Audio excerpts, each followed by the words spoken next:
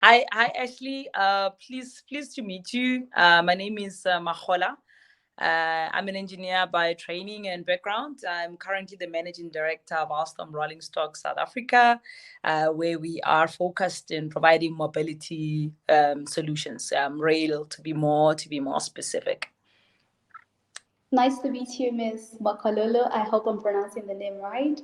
I Perfect. am leader of the Amazon leadership, and I'm a software engineer by profession, also a STEM researcher in Zambia, as well as the founder of the Next Web of Vertex, which is an organization that empowers women and girls to empower them with technology skills. I'm so happy to be talking to you right now. Pleased to meet you. So, tell me, what has been your most proud moment in STEM? Well, my most proud moments, I'm still proud of it. I'm a recent graduate, so when I graduated, we only had like 5 women in class, so the majority were male. But despite that, I was able to pull through and currently working as a software developer, which has always been my dream job. Despite the men trying to push me away, I pulled through. Well, congratulations. And what is it the most thing that you've done that you're proud of? Oh, I think there's been a lot, but I still go back to 2013 when I was selected as one of the top 80 young women in STEM across Wow. Africa and Middle East. I mean, I really think of that moment as a very anchoring moment in my journey in the STEM fields, and really having had an opportunity to interact in some of the best tech companies in the US, but also meeting some of the best minds on the continent, emerging minds in science and technology on the continent. I felt quite small, to be honest, in the group, but it was amazing. It was really good. That's really inspiring, especially for me, a young person who's just beginning with my journey in tech. Uh, has there been any pushback for you as a woman in STEM? Pushback. I think being in STEM thrusts you into environments that are obviously traditionally very male dominated. I think acceptance is a space that you continuously have to not impose but assert yourself in those environments. I think because it also puts you on a journey where you do find yourself in much more male dominated boardroom kind of environment.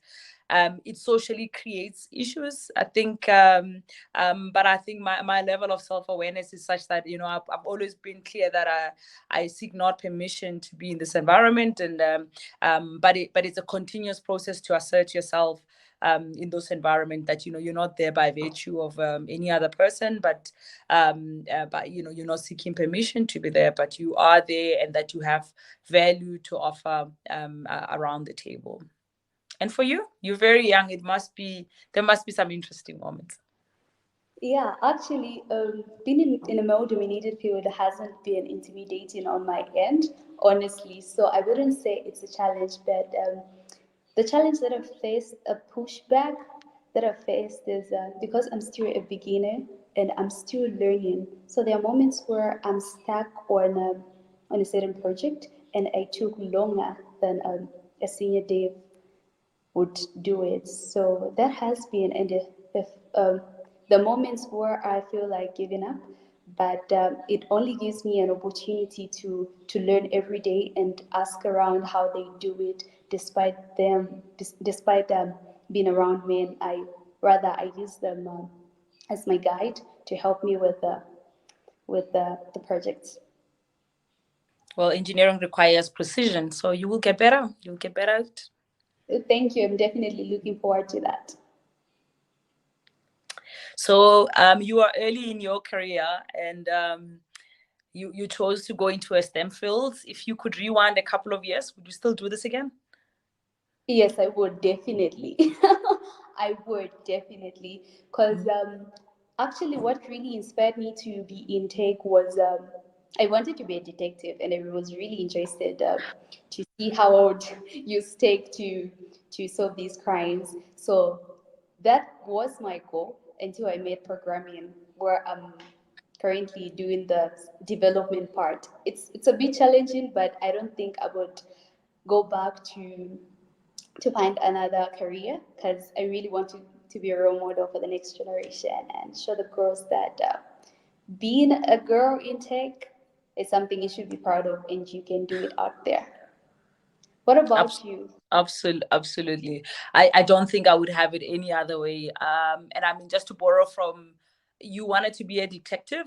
I think an engineering career allows you to still be in those fields because you can apply technology to literally any environment, right? You can still, Yeah. my father wanted me to be a doctor. I can still go, you can still go and apply technology. There's a lot of, so you can do medical technology, you can still be engineering, forensics, and so forth. So it doesn't close out any doors for you, and you can you can actually grow in any other industry, but with your STEM background. So I wouldn't have it any other way. At some point I wanted to be a lawyer, probably one Oh, profession that hasn't grown technologically.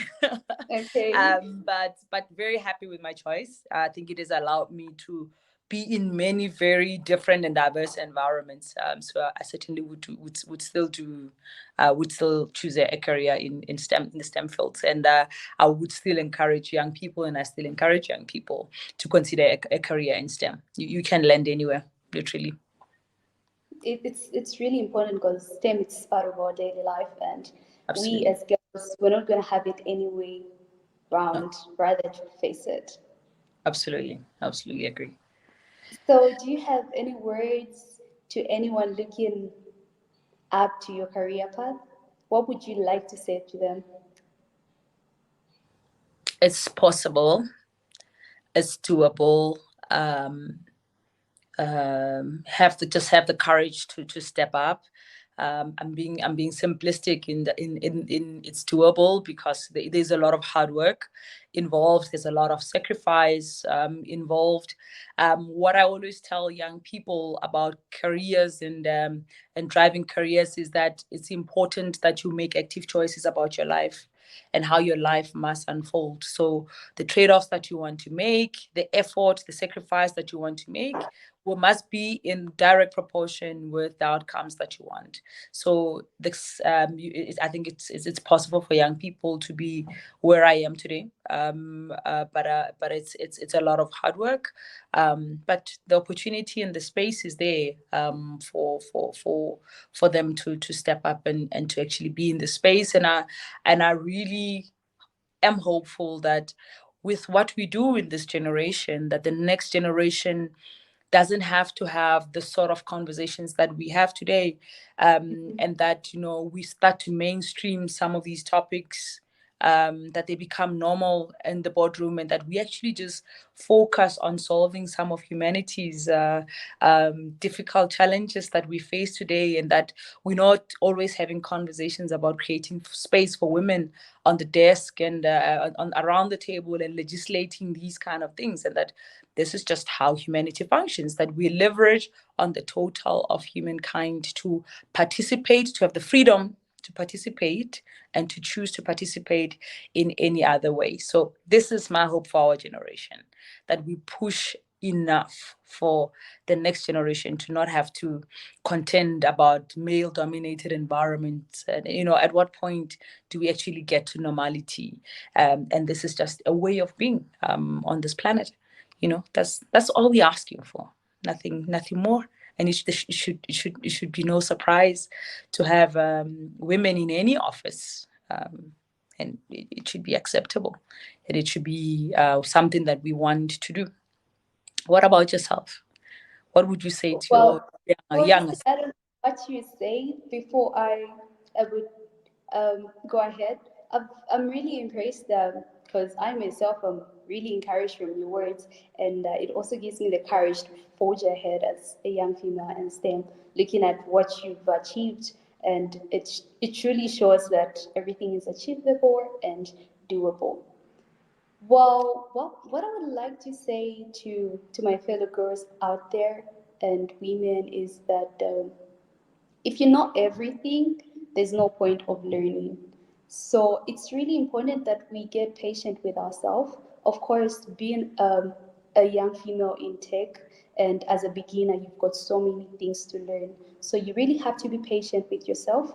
Don't try to compete yourself with others just because the other person did it in a short period of time. I mean, also do it in a short period of time. No, it doesn't work like that. Rather, we need to be patient with ourselves and always ready to ask help, especially looking up to those who've done it before. That's absolutely true. And as you always hear, the journey is more important, right? There's Yeah, no rush, and there is a space for all of us. I like that. yeah. I agree with you. We I agree. shouldn't just always look forward to what we're going to achieve or the outcome of it. Rather, we need to enjoy the ride. So that was really nice and really inspiring. I learned a lot from your experiences, and I'm sure others learned a lot from that too. Thank you, Ashley, for a very good conversation. It was most enriching. It was also nice to hear your story and your journey. Thank you so much for sharing. I appreciate it.